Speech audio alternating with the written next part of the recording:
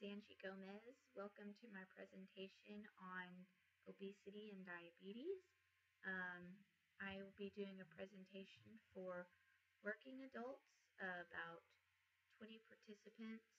I'm going to be taking you through my presentation. My main objectives are to have the participants be able to use online resources. There's a lot of different ways you can use online resources to deal with the issue of obesity and diabetes. You can get online support. You can get, instructional videos, look up statistics, find a lot of different resources. So that's one of my objectives. Another one of my objectives is to have them be able to list behaviors that they can change in their lives, as well as behaviors that are good that they want to add to things that they're doing and things that they want to stop doing. Negative behaviors that increase their risk of being diagnosed with diabetes or becoming obese. And my last objective is just to try to increase the participants' ability to reduce their risk factors, just to make them feel empowered. And so basically at the wrap-up discussion at the end of the session, I will sort of ask questions, engage the participants, and hopefully they'll feel more empowered to change their risk, the level of risk that they have for developing diabetes or becoming obese. One of the things that I decided to address in my presentation, I wanted to make sure I thought about how I wanted the seating to be arranged. For the most part, mine will be a presentation of lecture, but there's also going to be a PowerPoint presentation and some slides that I'll go through. And so I decided that I'd do a half circle seating. I think that'll be the most effective way to get participants sort of engaged, but also at one point during one of my activities, I will have them divide into two groups and they can rearrange their seats as needed. I'm going to begin with some open questions. First question is, who is most at risk for developing diabetes? I anticipate that participants will probably talk about things like those with the greatest risk will have it run in their family, or those who are overweight, or those who are not very active. My second question is, how is obesity linked with diabetes? I'm hoping that a lot of participants will already understand that being overweight increases your risk of developing diabetes, which will be something we'll discuss during the presentation. And the third question, opening question, is what are some ways you can prevent diagnosis of diabetes? And that's really just eliminating risk factors, knowing what the risk factors are. And I'm going to just sort of gauge what they already know. This question session, I don't anticipate taking more than 5 minutes. I'm just hoping to get a couple of responses for each question. This is lecture method, and it will touch on linguistic intelligence. I have a game, an educational game next, planned, called Name That Stat. And what I'll do is just show the participants some statistical charts, and that's actually the chart, the mass media presentation project that we had. I used that it went along perfectly with my lesson that I'm planning. And so what I did is I just blocked out the numbers at the bottom so that you can still see the charts and you can still see the statistics.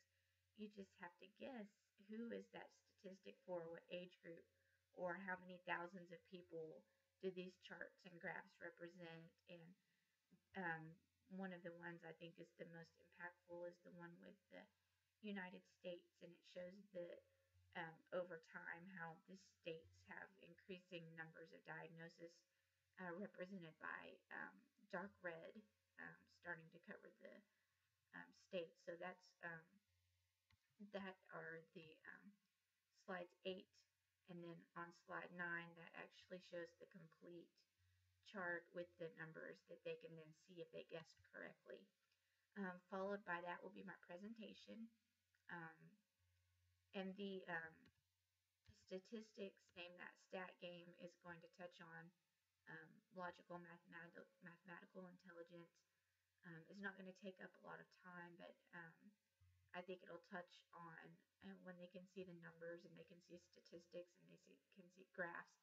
I think it'll help drive home the point of the point I'm trying to get across of the increasing epidemic of the issue with the people that learn in that way the best.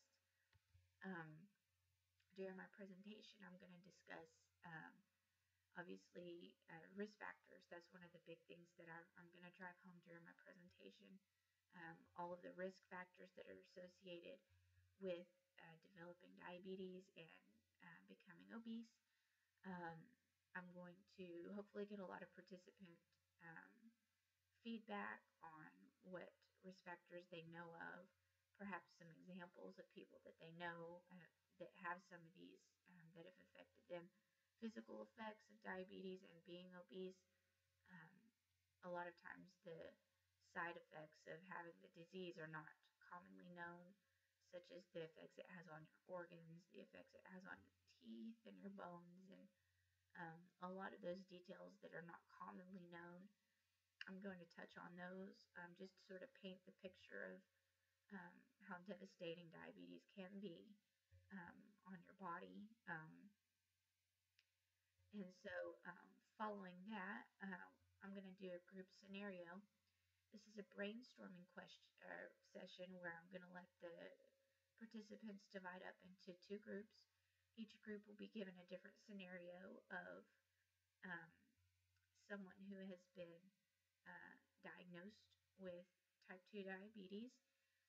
They're going to be given two different scenarios of a person's lifestyles, and they're going to make recommendations on what they think would be uh, the best thing for that person to do to um, be healthier. Try to, you can't reverse the diagnosis, but you can definitely do things to make yourself healthier and to still live an active, healthy lifestyle with the disease. And so they're going to have to think through, okay, somebody who's never had diabetes, they don't know anything about it. How do they get educated? What resources do they have? Where can they go to get help? What's going to happen to their body? What can they do to change the way that they're living?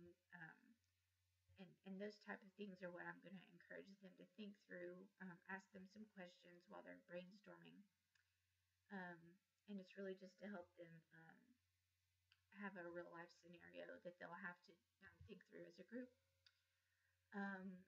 The next thing I'm going to do, and just briefly, I'm going to distribute a list of resources that are online and local that I know of. Places you can go online to get information about diabetes, information about weight control, information about meal planning, how to be healthier in general, places they can go to find statistics, also local places they can go to get support for people who either already have diabetes or people who are just trying to be healthy. And I'm going to take just a couple of minutes to actually pull up a couple of those websites and let them look at them. One of the other things I want to do is make sure that they know how to get a playlist.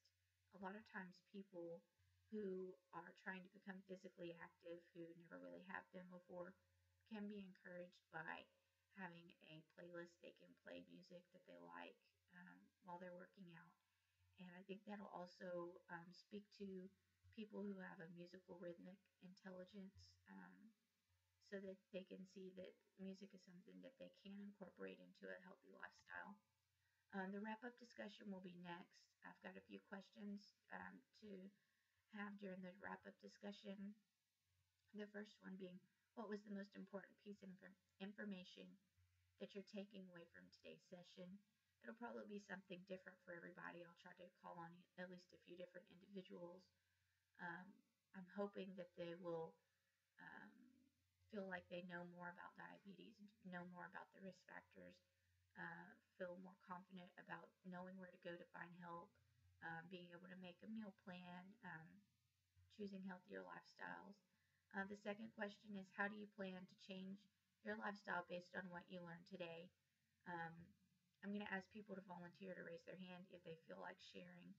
I know a lot of people are private and they may not want to discuss things in their life they feel need change, but I'm anticipating at least one or two people would be willing to raise their hand and share something they feel they could do better, or something that they were challenged with, an area of their life that they felt they could, um, make improvement on. The third question being, what are the 5 behaviors you should avoid and 5 behaviors that you should embrace? And again, that's going back to some of the things that we discussed during the presentation and during the brainstorming. um, Making changes in your life, finding at least 5 areas that you can improve on, um, and 5 areas that you probably need to add. For example, if someone's not very physically active, if someone eats a lot of fatty foods, that they're going to try to incorporate more vegetables into their diet, that they're going to try to get out and be more active, or they're going to try to find a support group or an accountability partner, or um, it can really range a broad spectrum of things, but I'm hoping that everybody can at least identify 5 things, 5 areas that they say they could improve on. I will have an evaluation ready for participants to fill out. I want to make sure that they're anonymous and that they have a space for them to actually write in any feedback that they'd like to share. Perhaps if I didn't ask some questions that they felt like they'd like to elaborate on, give them a chance to actually just sort of free write. And the only really references that I had from our presentation were from the statistics game, the educational game that I had, um, citing the 3 different places that I was able to pull those charts. So that concludes my presentation on obesity and diabetes. And I thank you so much for your time and so much for this semester. Thank you so much, Professor Finley.